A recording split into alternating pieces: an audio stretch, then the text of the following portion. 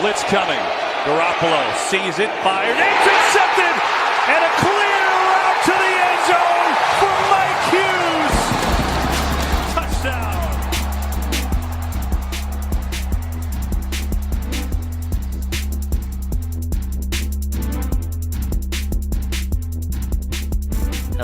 Hello, let's go. It's your man, Flip Mozzie. Thank you for spending 15 minutes with me today. Finally, we have some news to talk about. AAF signings, the contract extensions, and the NFL schedule release. All that takes a back seat to the task at hand, the 2019 NFL Draft, starting at 7 p.m. Central Time this Thursday.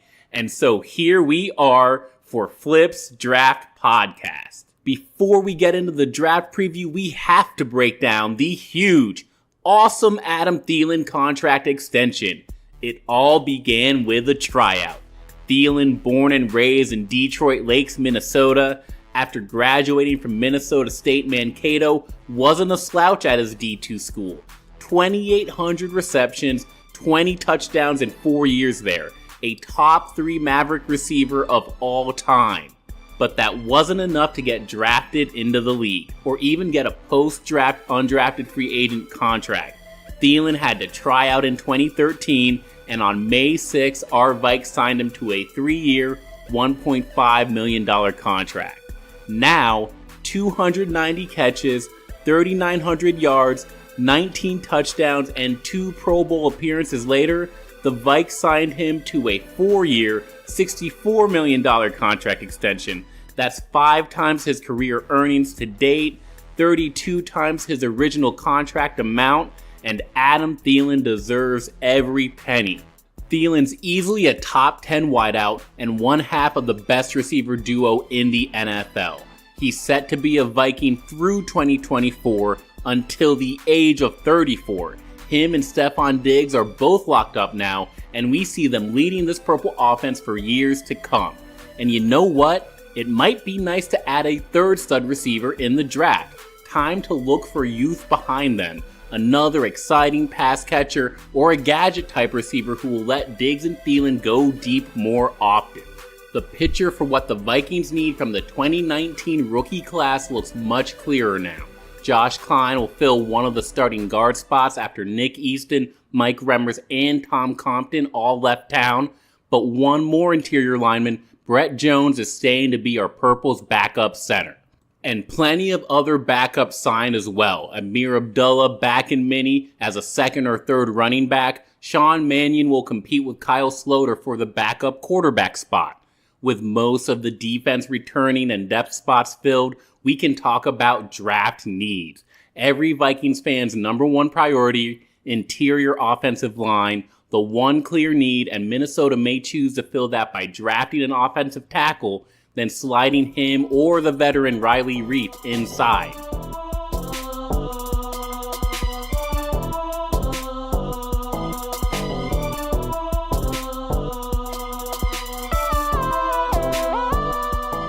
Outside of offensive line, there's many other, let's call them soft spots in the Vikings starting lineup. So we'd like to see Rick Spielman and Mike Zimmer look for upgrades, while I trust Shamar Stephen over the long term. Not all fans do, so Minnesota could be looking for a stud interior defensive lineman as well. Then there's tight end. The Vikings are sticking by Kyle Rudolph as expected. They didn't release him, even though some saw him as a potential cap casualty. They didn't even restructure his contract like they did with Everson Griffin. Rudy is staying. That's a great thing.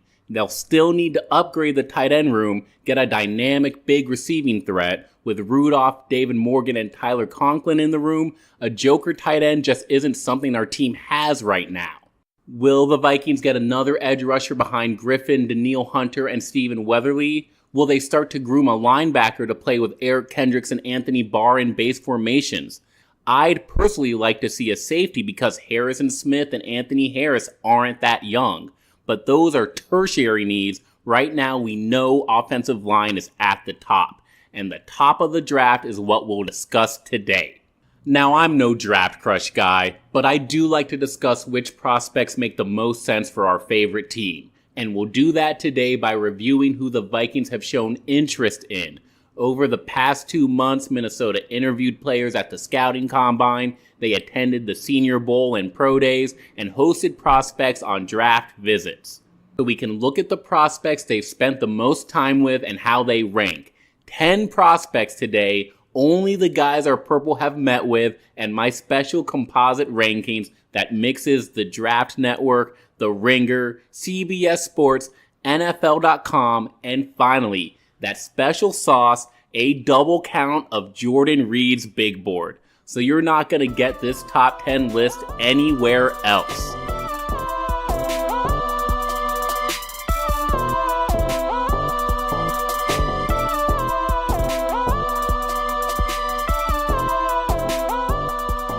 Starting at 10 now and working to number 1, it begins with tight end Jace Sternberger. Minnesota put the Texas A&M product through a private workout. Sternberger didn't have a great combine. 32-inch vertical leap, 7.23 cone were both below Minnesota's target ranges for tight ends. But that's probably why he got a private workout. Get another look on a smooth pass catcher. The junior caught 48 balls for 830 yards and 10 touchdowns for the Aggies last year. 2018, his only year of production, so there isn't too much tape, but it's good tape. Scouts love his route running, his soft hands. Jace needs to work on his blocking, but has enough to make him a day 2 pick. If he slips into the 3rd or 4th round, the Vikings must get this guy. Next up at number 9, another pass catcher, Deebo Samuel. The South Carolina senior caught almost 150 balls, over 2,000 yards in his collegiate career. Deebo's 5'11", 214 pounds, make us think about him like a Percy Harvin, an exciting skill set where he can line up outside, in the slot, or in the backfield. This dude can return with 4 kick return touchdowns in college. Most importantly, like Percy, Deebo is stocky, tough, competitive, a fit for any scheme, and a guy we should love if he's in purple by the end of this month. Some past injury issues probably make him a 2nd round pick. Now, at number 8, well, here we go. It's the start of the offensive line run that Vikings fans have been waiting for. Keep in mind, these are all prospects our Purple have met with. So filling the main needs start here, and pay attention to how many offensive linemen make this list. Number 8 is Chris Lindstrom. Spark God Chris Lindstrom, 97th percentile in Spark score. That shows Lindstrom wins with quickness and athleticism, not strength. Scouts see Chris as a polished interior lineman. He played both right tackle and right guard for Boston College, and right guard is the big hole for our Vikings. I don't think Lindstrom is anyone's preferred offensive lineman, but if there's an early run and Minnesota ends up here, we shouldn't be complaining. Lucky number 7, Dalton Risner, a 4-year starter from Kansas State, locking down the right tackle position. Risner is big and nasty, known for playing through the whistle and finishing blocks with style. Unlike most of the linemen on this list, the former Wildcat wins with strength more than quickness. That might not make him a scheme fit for Gary Kubiak and Rick Dennison, but he's incredibly consistent. Risner has experience playing both center and right tackle in college. Some scouts project him as a guard in the pros if he struggles with NFL-level speed rushers. Personally, I love Dalton Risner. Love the attitude, the swagger. The Minnesota Vikings offensive line needs that, but I get why he's ranked 7th here. Bottom line is any of these guys, Lindstrom, Risner, Samuel, Sternberger, would be a dream in the 2nd round. Maybe some of them come into play after a trade down in the 1st round.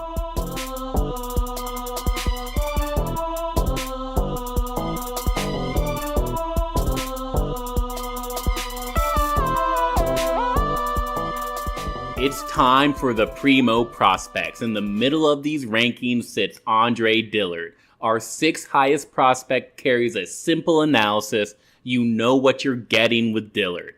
The Washington State product protected the blind side over 39 straight games for the Cougars. 97th percentile Spark score. Scouts say he's an incredible pass blocker and displays the body control and finesse that makes him perfect for Minnesota's zone scheme. You know this guy can pass block, but is it enough? Is his pass blocking prowess enough to offset his lack of experience in the run game? Maybe he can run block, but he wasn't asked to do it much in college, so there isn't much tape, no proof. Is his technique good enough to make up for his lack of power? There's a lot of questions here, so it makes sense that our Vikes did a private workout with Andre to answer some of those questions.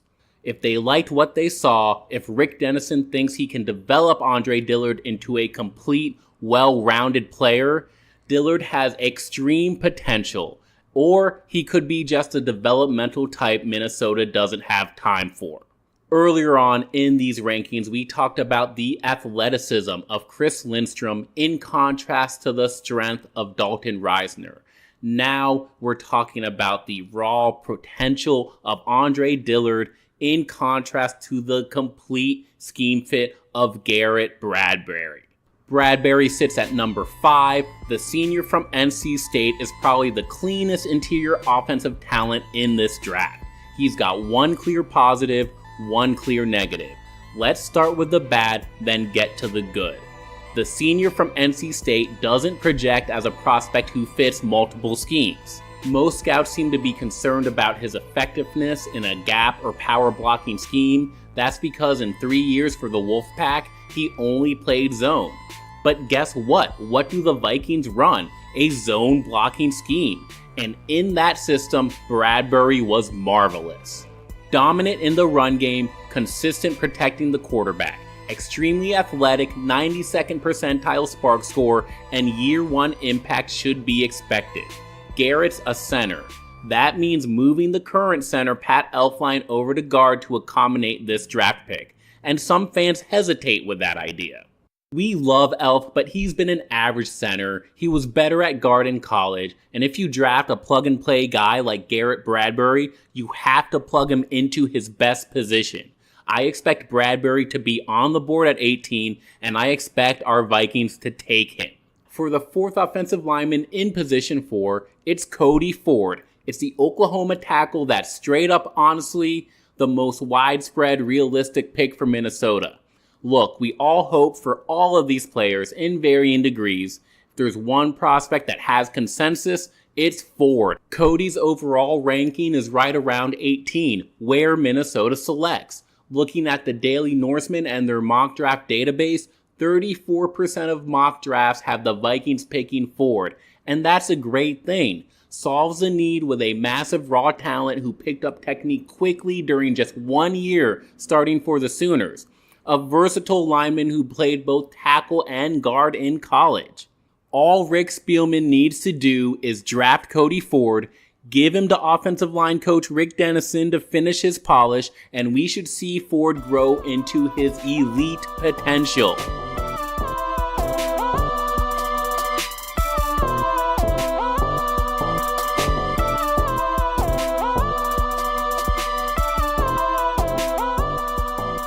Now, the creme de creme, the top 3. All these offensive prospects, but here we slide in a defender. 3rd highest prospect, that Mississippi State defensive tackle, Jeffrey Simmons. Simmons is a highly touted first-step pass rusher who wins with quick bursts of power to disrupt opposing backfields. Scouts love his arsenal, the swim move, his rip, and a club to defeat offensive linemen. There are actually thoughts that playing out of position as an undersized nose tackle diminished his production in college. That means Jeff's best days could be ahead of him as a pro. But to do that, Simmons will need to overcome an ACL tear and a horrible domestic violence incident. It wouldn't surprise me if some teams tag him undraftable. Even the Vikings, if they didn't give him a private workout this spring. Maybe Rick and Zim will give him a second chance. A chance to be a star 3-tech in the NFL. Here's my personal favorite at number 2. A break from all these boring linemen. Some sizzle and pop on the Vikings offense could be added with Noah Fant's elite athletic profile. The junior tight end from Iowa caught 78 balls in college, 1,038 yards, 19 touchdowns. That's a 13.9 yards per reception clip. Fant is a receiver first and a blocker second. A mismatch creator, an X factor who beats coverages with both size and speed. For the Vikings, who have an aging Kyle Rudolph and a great blocking tight end in David Morgan, Fant's place in the offense is easily visualized. No prospect in this draft matches talent, need, and fit for Minnesota like Noah Fant does. Noah Fant is the guy who gets you giddy if he's in purple. He's a new toy we crave to make our offense dynamic. And finally, the number one prospect, man, do we hope he falls. He probably won't, but this guy would be a dream. It's the offensive tackle from Alabama, Jonah Williams, the best lineman in college football, first-team All-American in 2018 after 44 career starts for the Crimson Tide. Williams started his career on the right side, then flipped to anchor the left side. The 21-year-old is regarded as a tactician, excellent footwork, power, and mobility. Some scouts question his arm length. All scouts like him as a day one starter in the NFL. Jonah provides flexibility. If that reach hurts him as a tackle, he can move inside to guard, and that's a great thing because no matter where he plays, he's projected to anchor an offensive line for years. It's hard to think Jonah will be there at 18. If he is, this is the guy you jump up and down for when the Vikings are on the clock. Pray he falls. Pound the table hard. Imagine the Vikings offensive line rebuild finishing around Jonah Williams. So that's the list. 10 prospects, the full range of targets at the top of the draft, from the dream to some solid day 2 options. My personal favorites are Deebo Samuel, Andre Dillard, Garrett Bradbury, and Noah Fant. The Vikings met with all these studs, and that alone tells you about their draft strategy. There's 9 offensive players out of the 10, just 1 defender on the list. And of those offensive players, 6 are offensive linemen, 2 tight ends. Don't listen to those guys expecting Minnesota to draft an edge rusher or a cornerback. It's clear they're prioritizing offense, trying to find blockers near the top. So with that said, the stage is set. Let me know which guy you like of these 10, and let's see what happens on Thursday. Climbing the Pocket will be here all week long before, during, and after the draft. Till next time, y'all, Skol Vikes.